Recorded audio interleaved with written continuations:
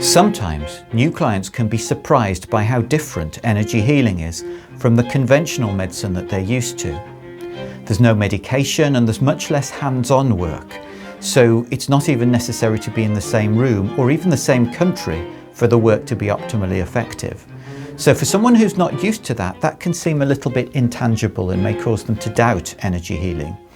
So in this video, we're going to look into some of the differences that you might expect to find between energy healing and allopathic medicine.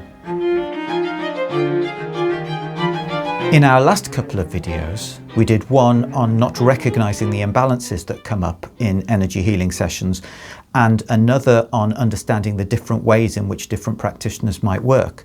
We did start to touch on this question of how energy healing is different from conventional allopathic medicine. And so in this video, we're going to actually look at three key ways that those differences might be expected, and a fourth way that skeptics of energy healing might put forward as well. The first difference to explore is in the area of focus. Actually, both energy healing and allopathic medicine focus on symptoms, but in very different ways. In allopathic medicine, it's often very explicit that they're interested in managing the symptoms and making them manageable in daily life, rather than searching for underlying causes and treating them preemptively. So if you go to a doctor, you're most likely to come away, let's say you have headache or back pain, to come away with painkillers, because the issue is the pain and the strategy is to make the pain go away. So painkillers is a means to do that and to enable you to live a normal life again. If the pain gets stronger, they'll give you stronger painkillers to manage that pain more effectively. Energy healers will also focus on symptoms, but differently.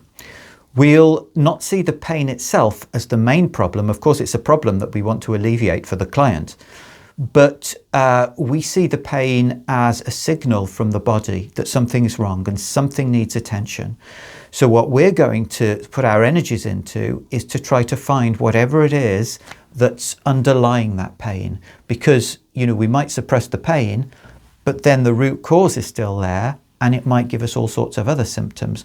So by addressing the root cause, by fixing whatever the body is trying to call our attention to, we aim to address the root of the problem and potentially to avoid all sorts of other complications in the future as well. And sometimes when we do that in energy healing, the pain actually gets worse, or the surface symptom can actually get worse for a few hours or a couple of days even, while the body processes whatever it needs to process to get itself back on track. The next area is the mechanisms by which the methods work. So in allopathic medicine, it relies very much on an expertise in physiology. So the practitioner would be very, very well versed in how the body fits together, how the structures work, how chemical reactions affect things physically in the body, and they'll use that as the basis of the treatment that they prescribe. Energy healing is different. For somebody who's not used to it, it can seem surprising that an energy healer doesn't really have to have much of an understanding of anatomy at all to have effective results with their clients. So for someone who's not used to energy healing and hasn't come across it before, that can actually be quite shocking and could cause a lot of doubt, actually. How can it be possible to bring about physical changes in the body just by some intangible energetic connection that somebody might just be imagining? And to be honest, I actually had a similar suspicion myself when I started down this path a few years ago. But it's only through actual personal experience and seeing the transformations in myself and in other people that I've become really convinced that this works. And the third area of difference is the vehicle used to achieve changes. In allopathic medicine, it's the physical body. So you get the use of medications, physical interventions, exercises and things like physio, all designed to bring about structural and physical changes in the body to alleviate the symptoms that the client comes with. In energy healing, the vehicle is the energetic system, and it's often believed that any issues or potential problems manifest first on that more subtle level before they manifest in the physical body and give us the symptoms and the pains and so on that we experience in daily life. So the purpose of energy healing is not necessarily to directly rectify or cure any symptom or illness or anything like that. Certainly not to diagnose any medical condition, but rather to unlock the healing potential of each person's body so that we remain less vulnerable and less prone to symptoms and issues that come along, as well as more empowered to resolve for ourselves the issues that are already there. Now, because that's less tangible and it's something that's not so widely talked about and something that, unless you've experienced it, it's really difficult to grasp. It's often ridiculed even. And I remember seeing a comedy sketch about somebody who was in an emergency ward with heart failure, and there were a couple of doctors rushing down the corridor carrying the bed and discussing what homeopathic remedy to give them. What's the issue? Heart failure. Right, get him Arnica Montana 30C. Should help with the shock to the system. That sketch was actually quite funny, but it was also not really fair because it's never been the main goal of energy healing to be a primary port of call in the event of a serious physical emergency like heart failure. Ideally, energy healing would be involved much earlier to help prevent the body get to that sort of state of failure, or to get involved later, after the emergency surgery or whatever has taken place to help with the recovery, but never to be the primary focus for getting over a medical emergency. There are some things where energy healing has a really important place and other areas where allopathic medicine has a really important place. And one of the things that allopathic medicine really, really excels in is sort of putting the body back together and really, saving the body when it's come to a critical condition. Having said that though, a couple of days before recording this video, I actually had quite a serious bike accident. I was cycling in a forest and there was a steep edge and I accidentally got too close to it and actually went down the edge and banged my head quite severely on the ground. And I didn't know if I was going to survive actually. And I lay in a concussed state for some time. And as soon as I was able to sit up, and I actually don't know how long that was, the first thing that I did was I did some healing on my head, on the condition that my head was in. And I could feel lightness come to my head. I could feel the seriousness of what happened alleviate from me. And so while I'm still not in great condition, I still have pain in my head, especially when I yawn or eat. And I have a lot of pain in my shoulder and in my wrist and the other places that I banged. It's much less than it was, and I'm sure it's considerably less than it would have been if I didn't have this tool to be using on a constant basis. And so even in emergency situations, energy healing can sometimes have a place.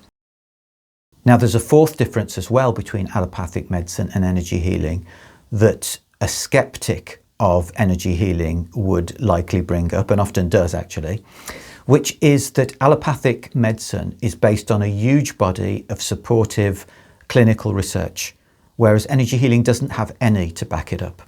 Now, that's true, but it doesn't necessarily hold from that energy healing is any worse than allopathic medicine. And the reason is, well, there are a number of reasons. Firstly, let's look at why there isn't any evidence for energy healing. It's not that there's any evidence against it either. It's just that there hasn't been enough research done. Why hasn't there been enough research done? Well, one reason is because it's not as easy as it might appear to come up with any clear criteria for research.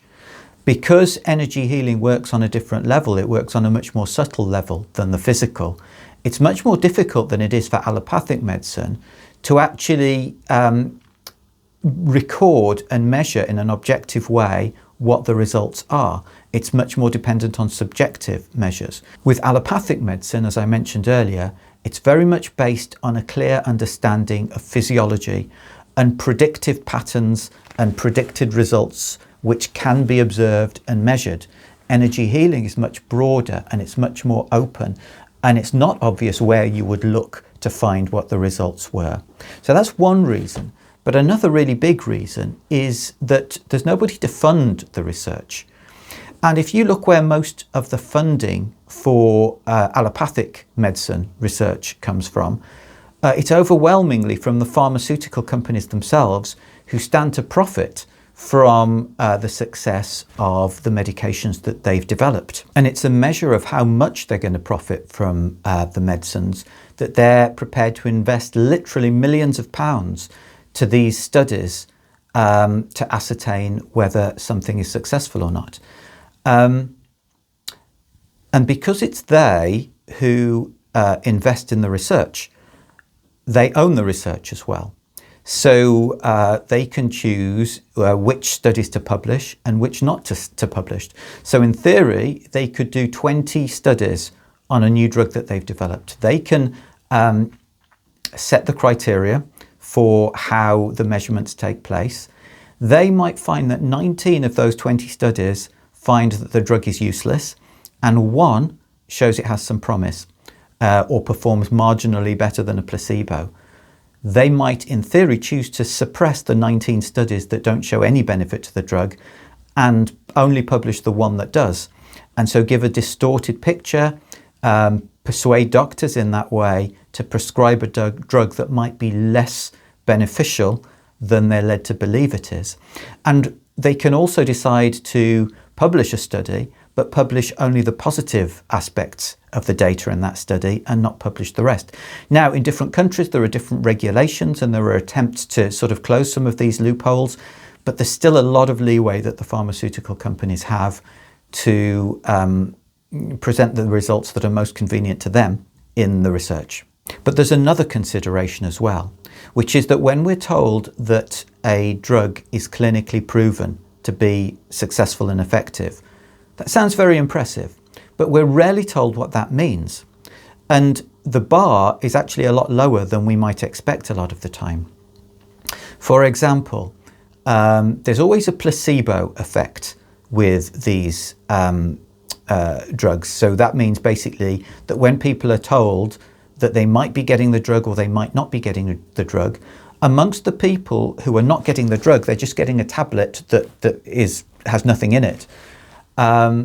Let's say that 20% of those people will experience some benefit. So in order to be considered successful and proven effective, the drug only has to be very slightly more effective, as long as it's consistently more effective than the placebo.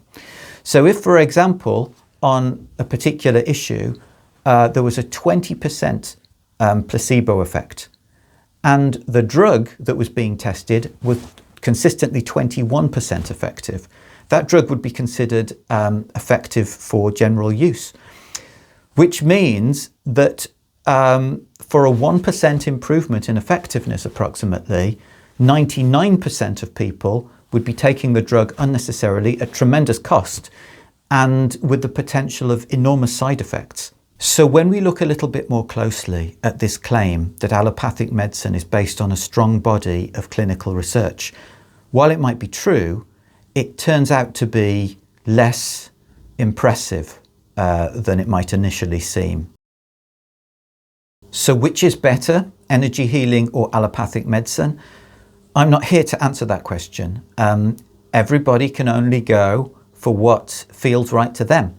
And there are different situations when different approaches might be more relevant. And which approach is right in any situation depends very much on the person receiving as well. There are some people who will only ever feel comfortable with something if it's got a strong body of clinical research, because that's very reassuring for them. There are other people who might feel and sense that there's some potential in energy healing, and so that might be attractive to them. And we can only really go for what feels right for us as individuals.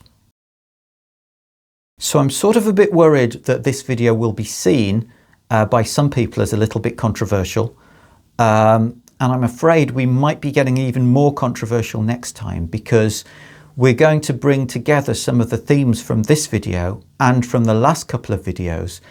And I've been working for a while experimenting with AI and actually come up with a 5-minute Heartful Healing Doctor sketch, which sort of brings some of these ideas to life, and actually includes, within the 5 minutes, 6 genuine quotes that I've heard personally from medical doctors over the years.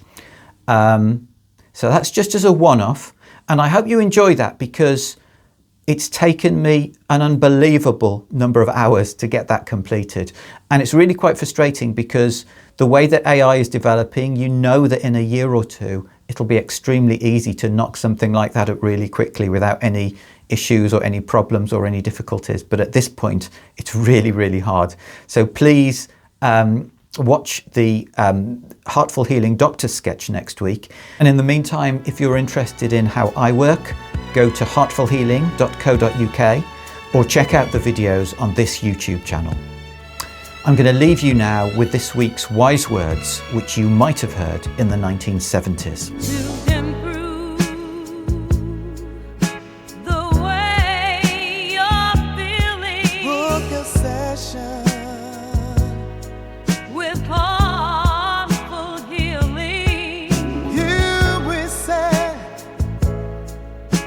the way low their session. Yes, you will.